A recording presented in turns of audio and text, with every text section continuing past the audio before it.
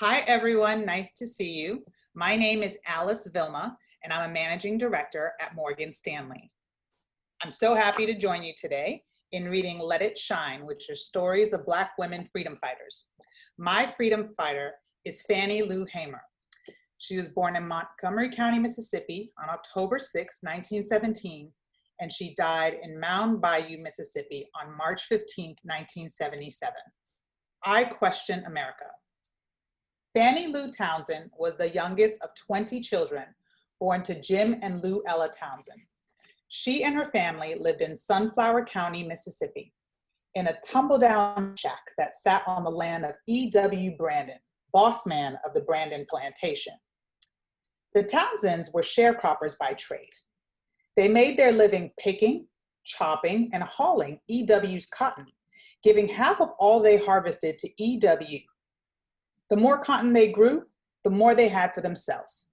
Still, the Townsend family didn't own any land on the land that they worked. They were paid measly wages, and if they had a bad cropping year, they were indebted to EW for harvesting supplies.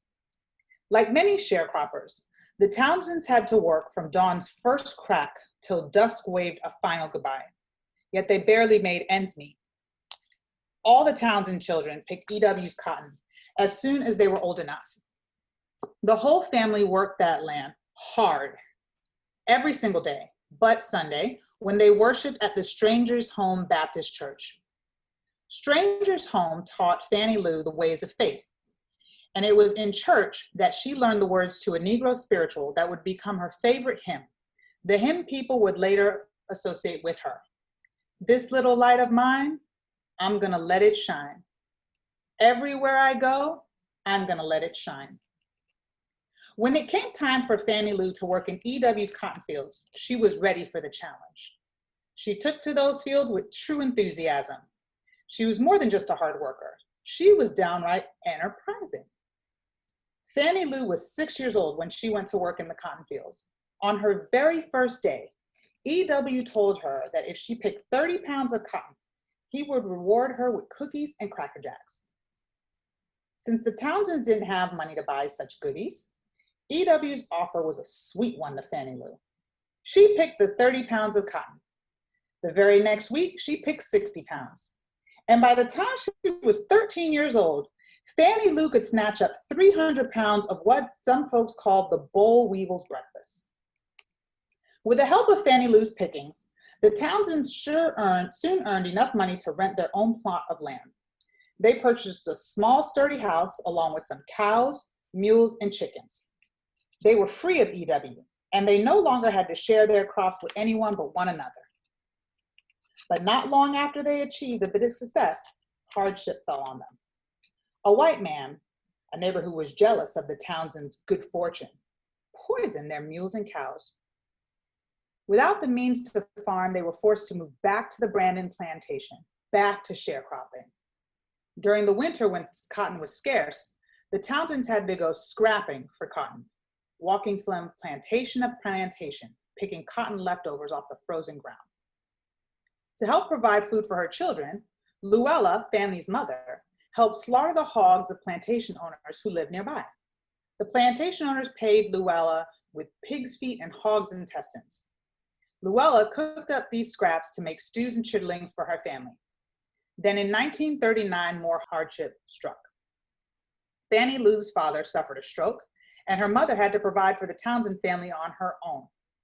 It was the example of Luella's strength and Fannie Lou's own faith that encouraged Fannie Lou to keep on, even when the road got tough. By the time Fannie Lou was a young woman, she had enough of the degrading living conditions that so many Black people in the South endured. She wanted to bring about a change to the racial injustices her family and other Black people faced. Fannie Lou said, "I asked God to give me a chance to just let me do something about what was going on in Mississippi." Fannie Lou would get her chance in more ways than one. In 1944, she married Perry Hamer, a sharecropper who lived on the W.D. Marlowe plantation in Ruleville, a town not far from where Fannie Lou grew up. Everyone called Fannie's husband Pap.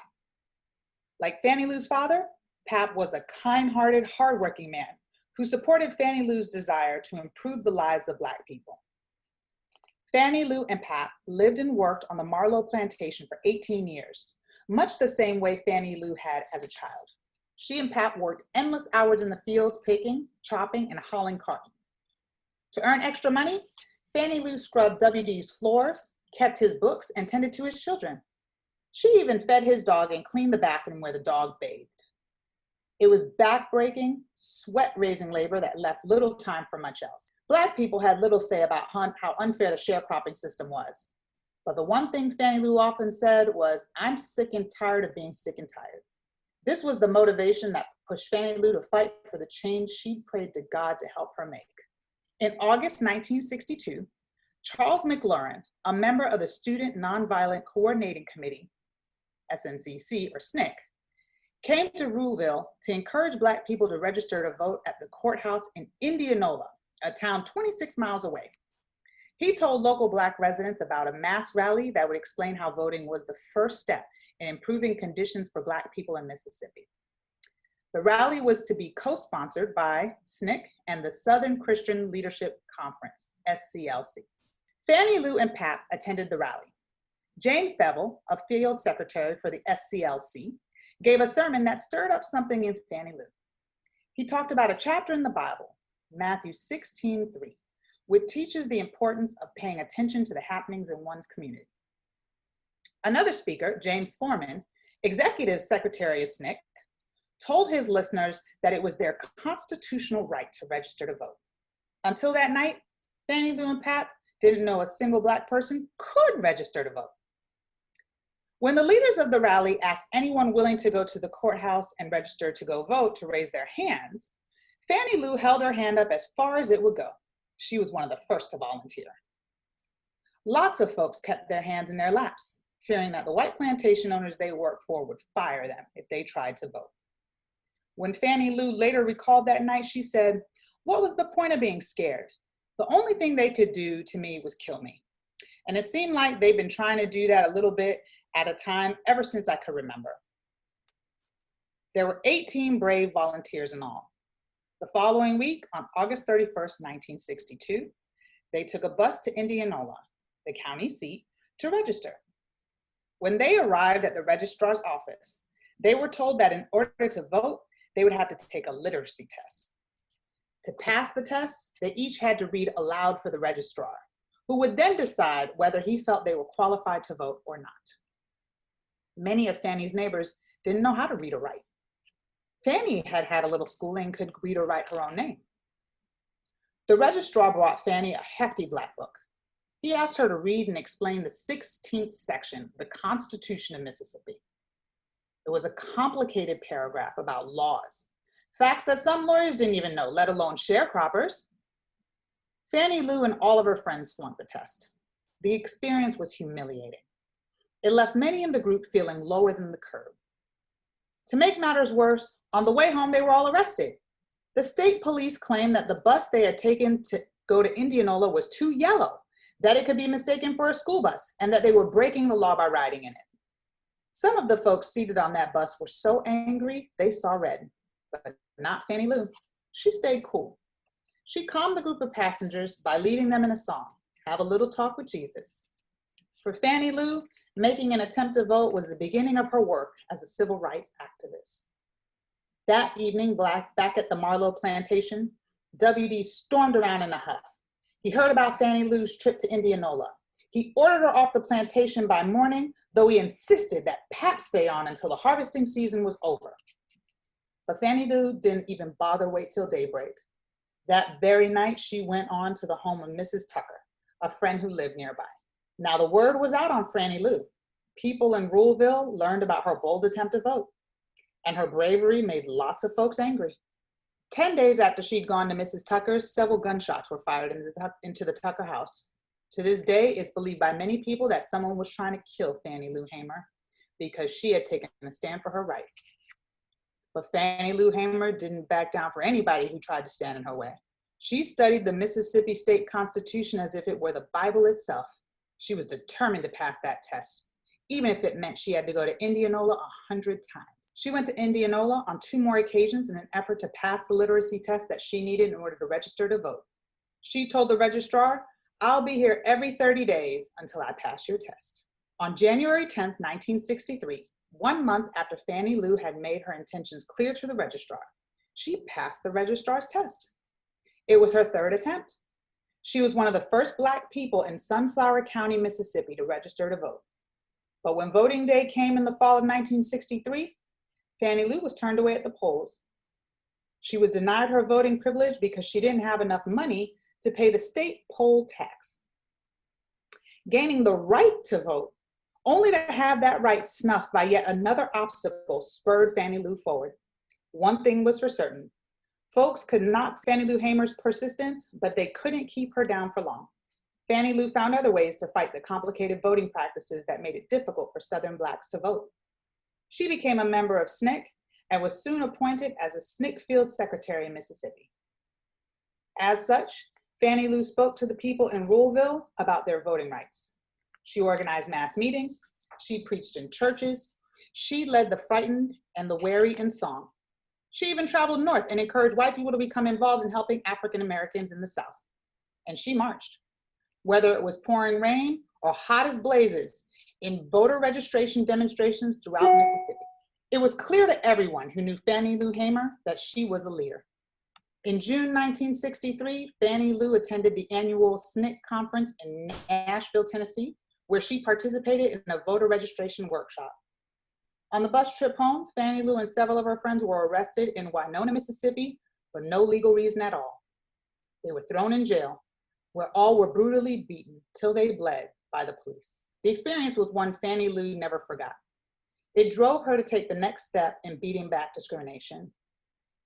Through her attempts to become a registered voter and her work with the SNCC, Fannie Lou learned that one of the best ways to make the changes she had been praying for was to become active in politics. In 1964, Fannie Lou and several other SNCC members, including white volunteers who had become active in the cause for civil rights, founded the Mississippi Freedom Democratic Party, MFDP. The purpose of the MFDP was to help African Americans gain greater representation in Mississippi politics. The regular Mississippi Democratic Party, known as the Regulars, did not admit Black members at the time. The MFDP included both Black and white people. Fannie Lou became the MFDP vice chairperson. Most of her efforts were centered in Mississippi among Black people, some of whom were still afraid to speak out for their rights. But Fannie Lou managed to register 63,000 Blacks from Mississippi into the party. In the summer of 1964, Fannie Lou brought the MFDP to national attention. The MFDP chose her and 67 other MFDP delegates to represent them at the Democratic National Convention in Atlantic City, New Jersey. This was where state delegates would select the Democratic candidate for President of the United States. And this was the MFDP's chance to make their presence known to all of America. But the Democratic Party's Credentials Committee would only allow one group of delegates from Mississippi to be seated as the state representatives at the convention. These were the convention rules. The regulars believed they were the official representatives for the state of Mississippi and should be the only ones seated. The MFDP believed they too should be seated at the convention. The Credentials Committee would have to choose between the regulars and the MFDP. On August 22nd, 1964, the Credentials Committee gathered to hear the MFDP's side of things. The MFDP had selected Fannie Lou as their spokesperson. Many Americans watched over a live national television broadcast as Fannie Lou Hamer, proud, Black, and loud, stated her case. She told the American public about the horror, bloodshed, and humiliation African Americans in the South had suffered. She described how it felt to be shut out of the voting polls and excluded from the mainstream political party. She recounted the night she took a beating in Winona, and she told America about her hopes for a better day. Then she put a charge to the Credentials Committee.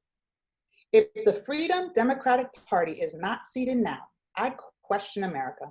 Is this the America, the land of the free and home of the brave, where we have to sleep with our telephones off the hook because our lives be threatened daily, because we want to live as decent human beings in America?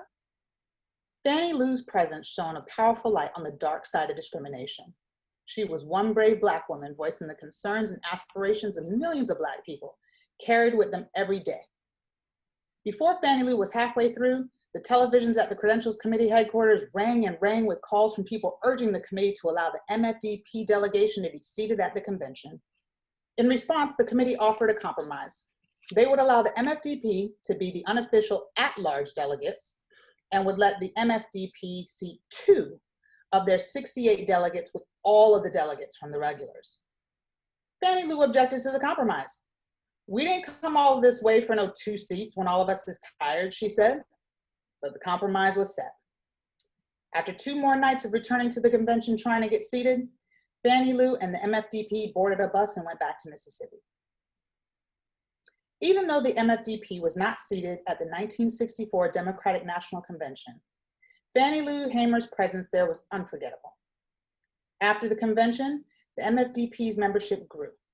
Even some of the regulars were so taken with Fannie Lou's speech, they too became members of the MFDP. The party changed its name to the Mississippi Loyalist Democratic Party. In August 1968, the Democratic National Convention was held in Chicago, Illinois.